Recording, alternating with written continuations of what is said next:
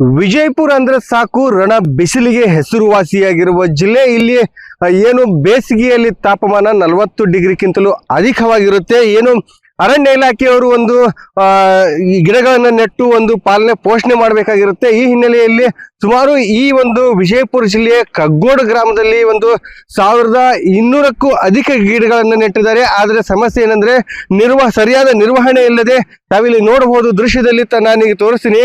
ಪ್ರತಿಯೊಂದು ಎಲ್ಲ ಗಿಡವೂ ಕೂಡ ಒಣಗ್ತಾ ಇರತಕ್ಕಂಥದ್ದು. ಯಾಕಂತಂದ್ರೆ ಇಲ್ಲಿ ಸರಿಯಾದ ಏನು ಗಿಡಗಳನ್ನ ನಿರ್ವಹಣೆ ಮಾಡ್ತಿಲ್ಲ. ಪ್ರತಿ ವರ್ಷ ಕೂಡ ಒಂದು ಕೋಟ್ಯಾಂತರ ರೂಪಾಯಿ ಒಂದು ಗಿಡಗಳನ್ನ ನಿರ್ವಹಣೆಗಾಗಿ ಒಂದು ಖರ್ಚು ಮಾಡ್ತಾರೆ. ನಾನು ನಿಮ್ಗೆ ಇಲ್ಲಿ ತೋರಿಸ್ತೀನಿ. ಹೀಗೆ ನೀರು ಏನು ಬಿಡದೆ ಇರೋ ಕಾರಣಕ್ಕಾಗಿ ಸಂಪೂರ್ಣವಾಗಿ ಈ ತರ ಒಂದು ಎಲೆಗಳೆಲ್ಲ ಒಣಗಿ ಹೋಗ್ತಾ ಇದೆ. ಈ ಹಿನ್ನೆಲೆಯಲ್ಲಿ ಸಾಕಷ್ಟು ಈಗ ಬೇಸಿಗೆ ಬಂತು, ಹೀಗಾಗಿ ಪ್ರತಿಯೊಂದು ಗಿಡವು ಒಣಗಿ ಹೋಗತಕ್ಕಂಥ ಪರಿಸ್ಥಿತಿ ಬರುತ್ತೆ. ಒಣಗಿ ಹೋದ ತಕ್ಷಣ ಮತ್ತೆ ಅಧಿಕಾರಿಗಳು ಏನ್ ಮಾಡ್ತಾರೆ, ಇದೇ ಕುಣಿಯಲ್ಲಿ ಏನು ಇದೇ ತಗ್ಗಿನಲ್ಲಿ ಹಾಳಾದಂತ ಗಿಡಕ್ಕೆ ಮತ್ತೊಂದು ಸಸಿಯನ್ನು ನೆಟ್ಟು ಮತ್ತೆ ಒಂದು ಖರ್ಚು ಹಾಕುವಂತ ಒಂದು ಅಧಿಕಾರಿಗಳಂತ ಹೇಳಿ ಇಲ್ಲಿ ಒಂದು ಜನರು ಹೇಳ್ತಾ ಇರ್ತಕ್ಕಂಥದ್ದು ತಾವಿಲ್ಲಿ ನೋಡ್ಬೋದು. ಇಲ್ಲಿ ಈ ಗಿಡಗಳ ಒಂದು ರೋದನೆ ನೋಡಕ್ಕಾಗದೆ ಒಂದು ರೈತ ಕುಟುಂಬ ಸ್ವತಃ ತಮ್ಮ ಬೋರ್ವೆಲ್ ನಿಂದ ಒಂದು ಗಿಡಗಳನ್ನ ಬದುಕಿಸುವ ಕಾರ್ಯ ಮಾಡ್ತಾ ಇದೆ. ಇವರು ಏನು ತಮ್ಮ ಹೊಲದ ಪಕ್ಕದಲ್ಲಿ ಇರತಕ್ಕಂಥ ಈ 1200 ಗಿಡಗಳನ್ನ ಪಾಲನೆ ಪೋಷಣೆ ಮಾಡ್ತಾ ಇದ್ದಾರೆ. ಯಾಕಂತಂದ್ರೆ ಸರ್ಕಾರ ಹಾಗೂ ಅಧಿಕಾರಿಗಳು ಬಿಟ್ರೆ ಪಾಪ ರೈತರಿಗೆ ಒಂದು ಗಿಡಗಳ ಗೋಳು ನೋಡಕ್ಕಾಗ್ತಾ ಇಲ್ಲ.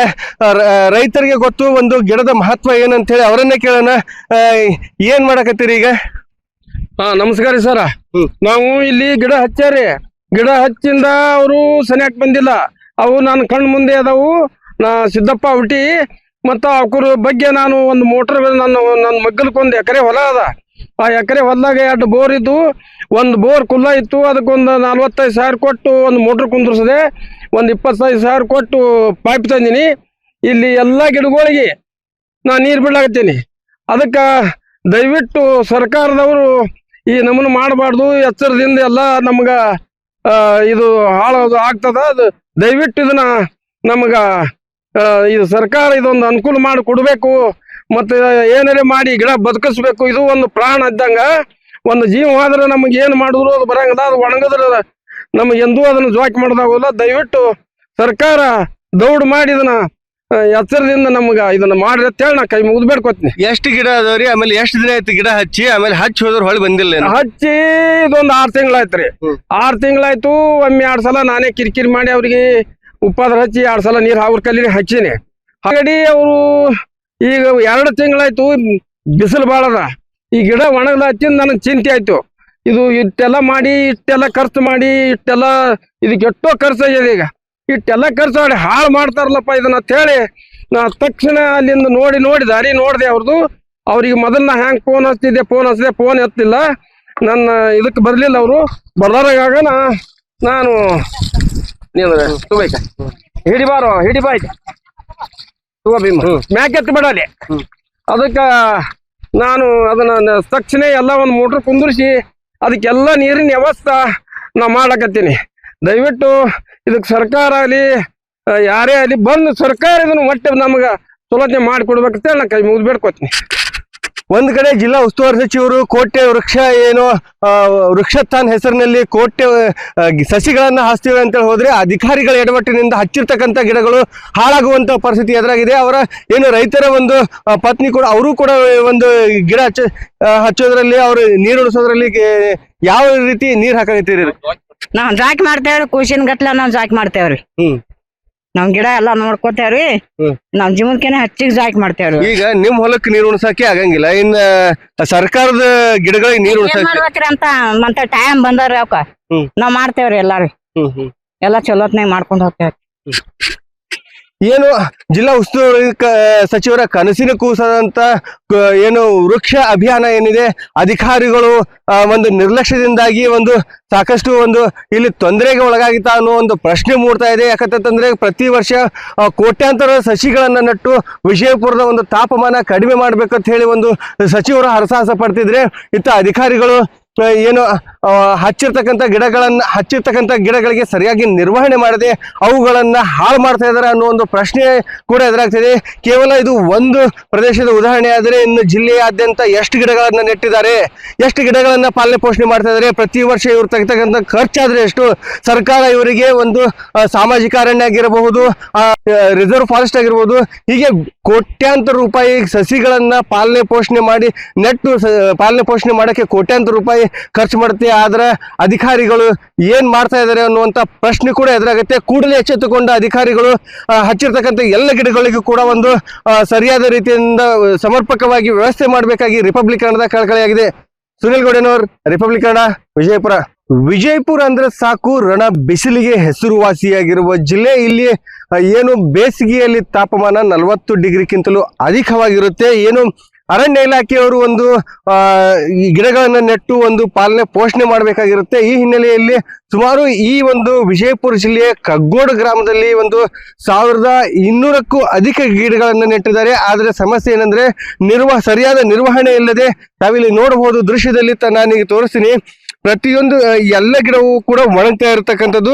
ಯಾಕಂತಂದ್ರೆ ಇಲ್ಲಿ ಸರಿಯಾದ ಏನು ಗಿಡಗಳನ್ನ ನಿರ್ವಹಣೆ ಮಾಡ್ತಿಲ್ಲ. ಪ್ರತಿ ವರ್ಷ ಕೂಡ ಒಂದು ಕೋಟ್ಯಾಂತರ ರೂಪಾಯಿ ಒಂದು ಗಿಡಗಳನ್ನ ನಿರ್ವಹಣೆಗಾಗಿ ಒಂದು ಖರ್ಚು ಮಾಡ್ತಾರೆ. ನಾನು ನಿಮ್ಗೆ ಇಲ್ಲಿ ತೋರಿಸ್ತೀನಿ.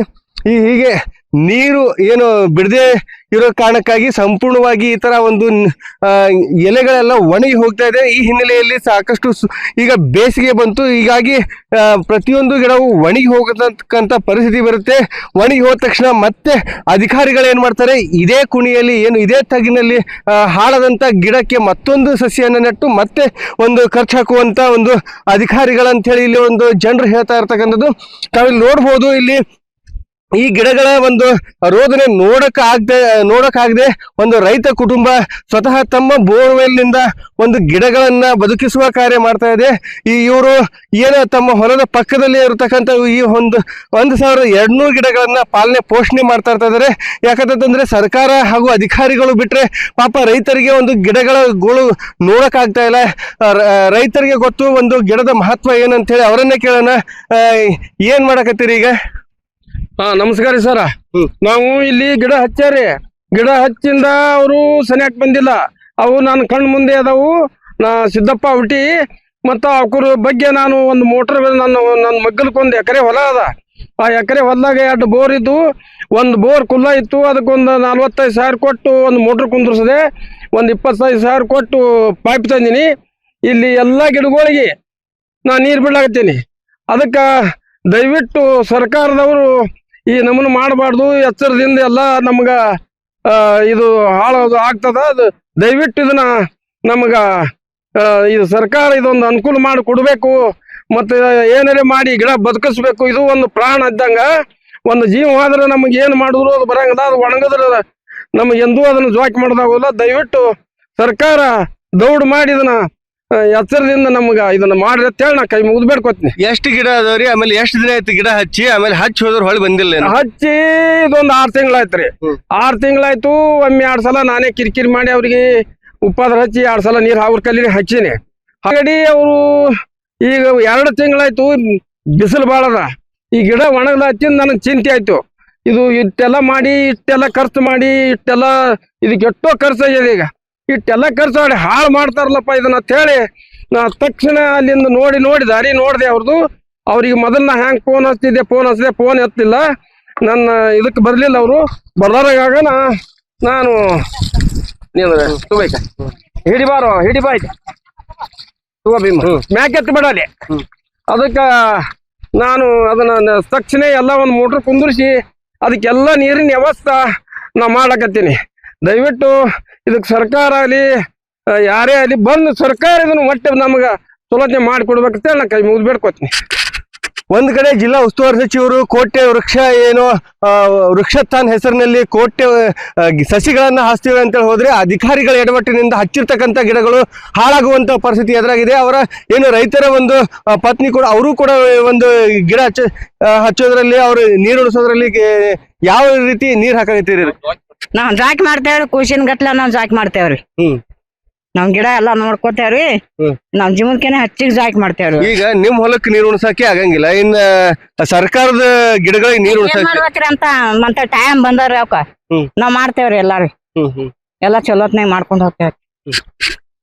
ಏನು ಜಿಲ್ಲಾ ಉಸ್ತುವಾರಿ ಸಚಿವರ ಕನಸಿನ ಕೂಸದಂತ ಏನು ವೃಕ್ಷ ಅಭಿಯಾನ ಏನಿದೆ, ಅಧಿಕಾರಿಗಳು ಒಂದು ನಿರ್ಲಕ್ಷ್ಯದಿಂದಾಗಿ ಒಂದು ಸಾಕಷ್ಟು ಒಂದು ಇಲ್ಲಿ ತೊಂದರೆಗೆ ಒಳಗಾಗಿತ್ತ ಅನ್ನೋ ಒಂದು ಪ್ರಶ್ನೆ ಮೂಡ್ತಾ ಇದೆ. ಯಾಕಂತಂದ್ರೆ ಪ್ರತಿ ವರ್ಷ ಕೋಟ್ಯಾಂತರ ಸಸಿಗಳನ್ನ ನಟ್ಟು ವಿಜಯಪುರದ ಒಂದು ತಾಪಮಾನ ಕಡಿಮೆ ಮಾಡ್ಬೇಕಂತ ಹೇಳಿ ಒಂದು ಸಚಿವರು ಹರಸಾಹಸ ಪಡ್ತಿದ್ರೆ, ಇತ್ತ ಅಧಿಕಾರಿಗಳು ಏನು ಹಚ್ಚಿರ್ತಕ್ಕಂಥ ಗಿಡಗಳಿಗೆ ಸರಿಯಾಗಿ ನಿರ್ವಹಣೆ ಮಾಡದೆ ಅವುಗಳನ್ನ ಹಾಳು ಮಾಡ್ತಾ ಇದ್ದಾರೆ ಅನ್ನೋ ಒಂದು ಪ್ರಶ್ನೆ ಕೂಡ ಎದುರಾಗ್ತಿದೆ.